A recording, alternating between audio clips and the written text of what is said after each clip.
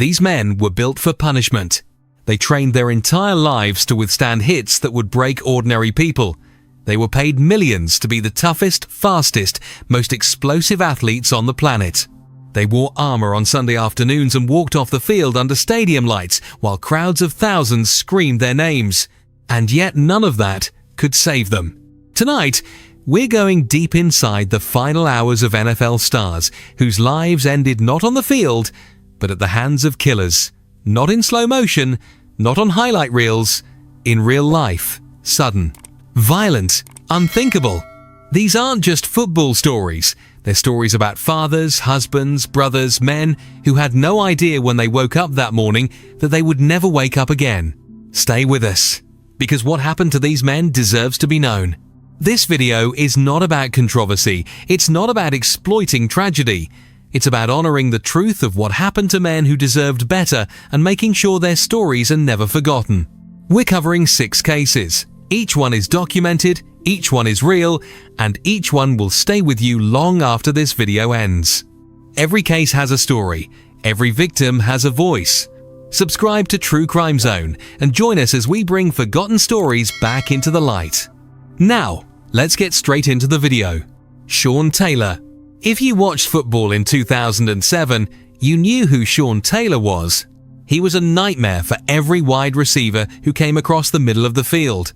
A free safety for the Washington Redskins, with the kind of physicality that made offensive coordinators change their entire game plan. In just his 3rd NFL season, he had been voted to the Pro Bowl. Analysts called him one of the most physically gifted defensive players the league had ever seen. Some were already whispering the word dynasty. He was 24 years old. But in the fall of 2007, something was shifting. Taylor had become a father. His girlfriend, Jackie Garcia, had given birth to their daughter, and people close to him noticed a change. Teammates noticed it. Coaches noticed it. The wild energy that had sometimes gotten him in trouble earlier in his career, the fines, the suspensions, was giving way to something quieter, something more deliberate. Sean Taylor was growing up. He was learning to be a dad. On the 18th of November 2007, Taylor was back home in Miami, Florida. He was recovering from a knee injury that had kept him out of a game the week before. He was spending time with Jackie and their 18-month-old daughter. By all accounts, it was a quiet Sunday. The kind of Sunday that feels safe. Earlier that week, something had happened that should have been a red flag. Someone had broken into Taylor's home. Nothing major was taken. A machete had been moved. A knife had been discovered on the doorstep. Taylor reported it. He had the locks changed. He bought a machete of his own and kept it near his bed, just in case. He didn't think too much more about it. He should have. What Taylor didn't know, what he couldn't have known, was that a group of young men had been watching his home. Some of them had connections to his past. According to investigators, they believed that Taylor kept large amounts of cash in the house. They had been planning a burglary. November 18th, they decided, was the night. In the early hours of Monday morning, just after 2 a.m., the group cut a screen and climbed through a window into Taylor's home. Taylor heard something. This is where the story becomes both heroic and heartbreaking, because what Sean Taylor did next was exactly what a father would do. He told Jackie and their daughter to get under the covers and stay quiet. He grabbed the machete. He went to the bedroom door. He opened it. He never had a chance. One of the intruders fired a shot from a handgun. The bullet struck Taylor in the upper thigh, severing his femoral artery, one of the largest blood vessels in the human body. When the femoral artery is severed, a person can bleed to death in minutes. Sean Taylor collapsed just inside his own bedroom door. Jackie found him. She called 911. She stayed with him as he bled on the floor of the home he had worked his entire life to earn. He was airlifted to Jackson Memorial Hospital in Miami.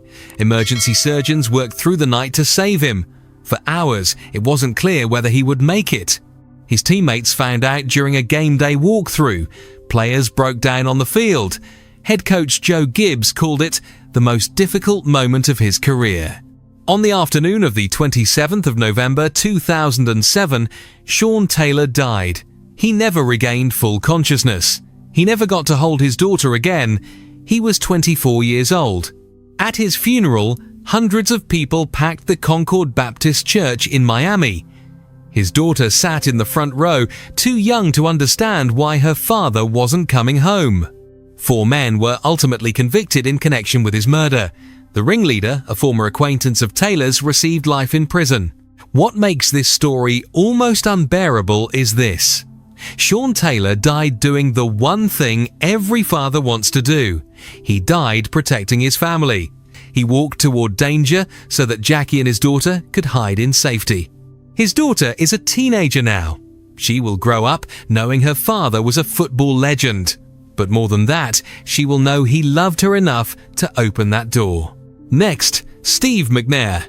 There are quarterbacks the NFL produces every generation who become something more than athletes.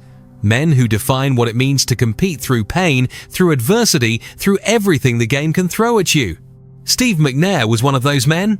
He came out of Alcorn State University in 1995, a small historically black college in Mississippi that almost nobody in the NFL draft world was paying attention to. The Tennessee Titans took a chance on him. And for over a decade, McNair repaid that gamble with some of the most gutsy, electrifying quarterback performances in league history. In 2003, he shared the NFL MVP award with Peyton Manning. He was known as Air McNair, a name that captured both his arm talent and the almost supernatural way he seemed to float through chaos. He took brutal hits and walked back to the huddle like nothing happened. He played through injuries that would have benched other quarterbacks. He led his team to a Super Bowl appearance and lost by 1 yard. 1 yard. When Steve McNair retired, he was beloved. Not just in Tennessee, everywhere. He was the kind of player that even fans of opposing teams respected. A warrior, a leader, a man's man. By 2009, McNair was 36 years old and enjoying retirement in Nashville. He had a wife, Michelle, and 4 sons.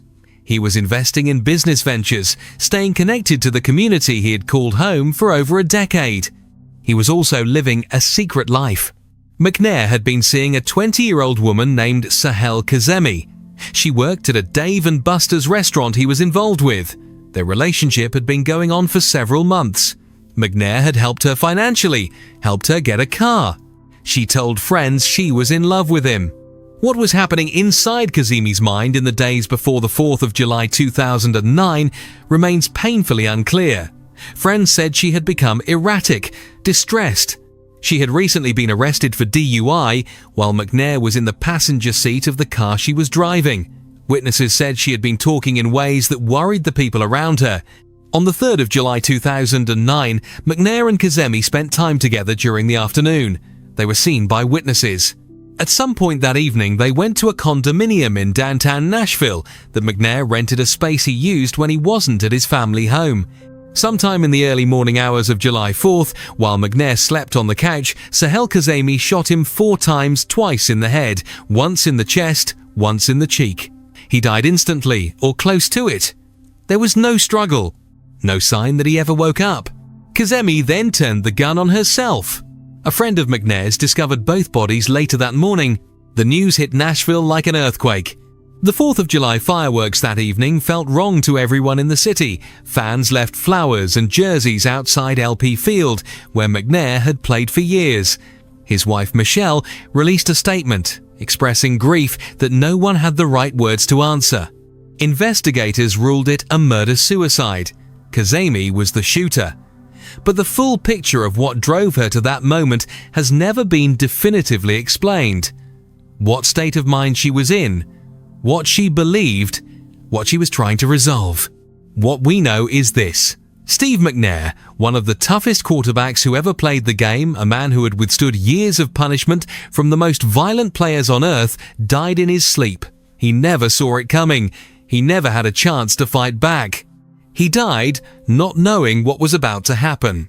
He left behind 4 sons and a wife who had built a life with him. His boys grew up without their father. At his memorial service in Nashville, thousands came to pay their respects. His high school and college communities in Mississippi mourned. The entire NFL community went silent. Steve McNair was 46 when he died, just 36 at the time of his murder. He should have had decades more. Next, Darren Williams. Some nights are supposed to be celebrations. The 31st of December 2006. The Denver Broncos cornerback Darren Williams had just finished a difficult season. The Broncos had gone 9-7, a disappointment compared to expectations. Williams, who was 24 years old and in the prime of his career, was ready to ring in the new year. He was at a party in Denver with teammates and friends. By all accounts, there was no serious incident during the party itself, though witnesses later noted a minor confrontation earlier in the evening that appeared to be quickly diffused. The specifics of that confrontation would later become central to the investigation. Just after midnight on the 1st of January 2007, Williams climbed into a limousine with teammates and friends.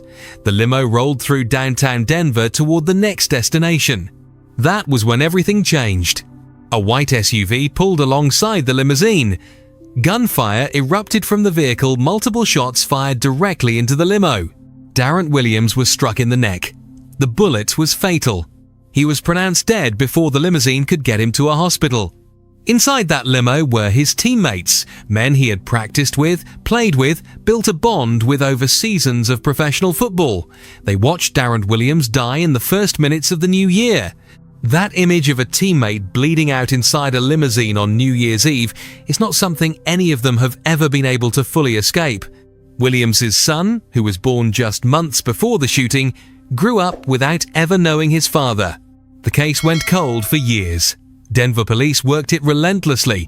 It took until 2010 before a suspect was identified, a man named Willie Clark, who was already in prison on unrelated charges. Clark was convicted of first-degree murder in 2013, 6 years after the killing. 6 years.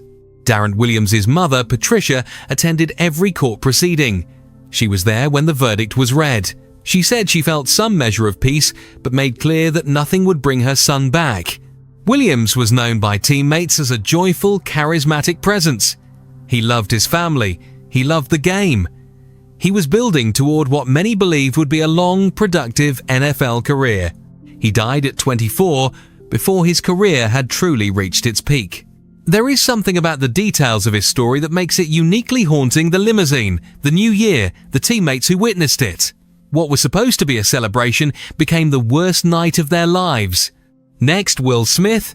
There are moments in life that hinge on a single decision: a left turn instead of a right, a later reservation at a restaurant, a different route home.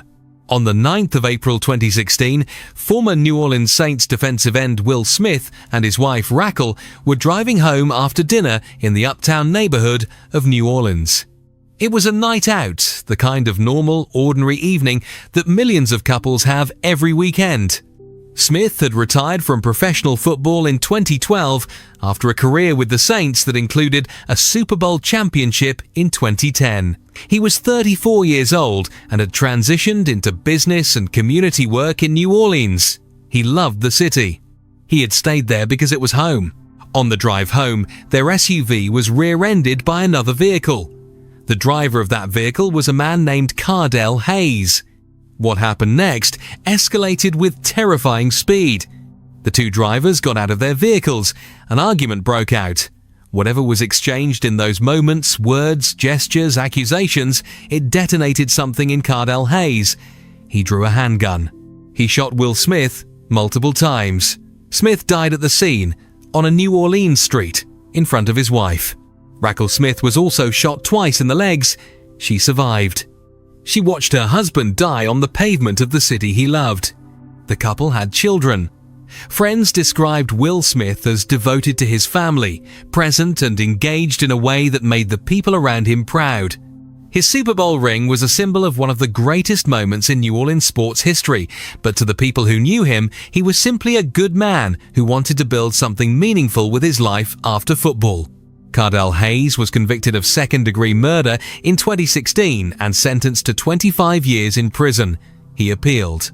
The legal proceedings stretched on for years, but no verdict can undo what happened on that street. What makes this story particularly agonizing is its randomness, a fender bender, a traffic dispute, a decision to escalate rather than walk away. Will Smith had survived the violence of the NFL, the hits, the torn muscles, the surgeries, the physical toll of a decade of professional football, only to be killed over a traffic dispute. His wife was there. She saw everything. That is a trauma that doesn't have an off switch. Next, Joe McKnight. Joe McKnight was a football player who carried the weight of enormous expectations from the moment he stepped onto a high school field in Louisiana. He was a 5-star recruit, a consensus top 10 prospect coming out of John Curtis Christian School in River Ridge, Louisiana, a program famous for producing elite football talent. He went to USC. He was drafted by the New York Jets in the 4th round of the 2010 NFL Draft. His professional career didn't go the way the recruiting rankings suggested it would. He bounced around the league, spent time in the CFL, and eventually stepped away from professional football. He was 30 years old in 2016, still young, still figuring out what life after the game looked like. On the 1st of December 2016, Joe McKnight was driving near Terrytown, Louisiana, just outside New Orleans, when he became involved in a road rage incident with another driver. The specifics of how the confrontation began remain disputed. What is not disputed is what happened when both vehicles stopped. The other driver, a 54-year-old man named Ronald Gasser, got out of his car. McKnight was shot multiple times. He collapsed to the ground. Witnesses at the scene attempted to render aid. Emergency responders arrived. Joe McKnight was pronounced dead at the scene. He was 30 years old. Ronald Gasser remained at the scene. He was initially taken in for questioning and then released without being charged, a decision that sparked immediate and widespread outrage, particularly given the racial dynamics of the case. McKnight was black. Gasser was white. The release without charges, even temporarily, ignited protests. Gasser was eventually charged with manslaughter and then, after review, with second-degree murder. He was convicted of manslaughter in 2018 and sentenced to 30 years in prison. Joe McKnight's family, his mother, his father, the community in Louisiana that had watched him grow from a high school phenom into a professional athlete had to wait more than 2 years from his murder to see a conviction. What happened on that Louisiana road happened fast. From a driving dispute to a fatal shooting, the whole sequence lasted minutes. A man who had his entire life ahead of him, who had played in front of NFL crowds, who had made it to the highest level of the sport, was gone before anyone could intervene. McKnight's former coaches talked about his talent. His family talked about his personality, his humor, his energy, the way he made everyone around him feel like things were going to be okay. None of that saved him on a suburban road in Louisiana on a December afternoon. Next, Kevin Johnson. This last story is different from the others. It doesn't involve a drive-by shooting, it doesn't involve a home invasion or a domestic dispute. It involves something that the NFL and professional sports almost never talk about: what happens when the game ends. The money runs out, and a man falls through the cracks of a society that celebrated him and then forgot him. Kevin Johnson played in the NFL as an offensive lineman. He was part of the Brotherhood, a man who did the dirty work, the blocking, the unglamorous labor that makes every big touchdown run possible. Offensive linemen are the unsung foundation of every team. After his career ended, Johnson's life took turns that are devastating to trace. He struggled. The transition out of professional sports, something that breaks far more former players than the public realizes, proved overwhelming. He eventually ended up living in a homeless encampment in Los Angeles County. In 2025, Kevin Johnson was murdered. The medical examiner's report documented multiple blunt force and sharp force injuries. His body was found concealed beneath debris at the encampment. He had been hidden, left there. Investigators were still working to piece together the details. He was a former NFL player, and he died in a homeless encampment, his body hidden under trash and rubble. Take a moment with that. The NFL generates billions of dollars every year. Super Bowl Sunday is the most watched television event in American history. Players are marketed, merchandised, celebrated. Their names are chanted in stadiums that hold 70,000 people. And one of those players, a man who spent years of his life in service to that machine, who sacrificed his body and his time and his youth, ended up in a tent in a Los Angeles encampment with no one there to protect him. His death has not received the same coverage as the other cases in this video. He did not have a Pro Bowl appearance or a Super Bowl ring. He was not a household name, but he was a person. He was a professional athlete, and he deserved so much better than what the world gave him when the cameras stopped rolling. His case remains under investigation. If you know anything about what happened to Kevin Johnson, the Los Angeles County Sheriff's Department is still asking for help. These stories are painful because they didn't have to happen. Every single one of these deaths was preventable. They were the result of choices made by other people, choices to pull a trigger, to escalate a confrontation, to harm rather than walk away. And in each case, there were people left behind. Children who grew up without fathers, wives who had to rebuild, mothers who carried grief that doesn't have an expiration date, teammates who still reach for the phone sometimes, muscle memory from years of friendship before they remember. The NFL will have another season. There will be new stars, new storylines, new moments that make the whole country hold its breath. The machine keeps moving. But these men deserve to be remembered. Not just as players, not just as stats on a page or highlights in a clip package. As human beings who had full lives ahead of them and never got the chance to live them. If this video meant something to you, please like and subscribe. It helps more people find these stories. We'll see you in the next one.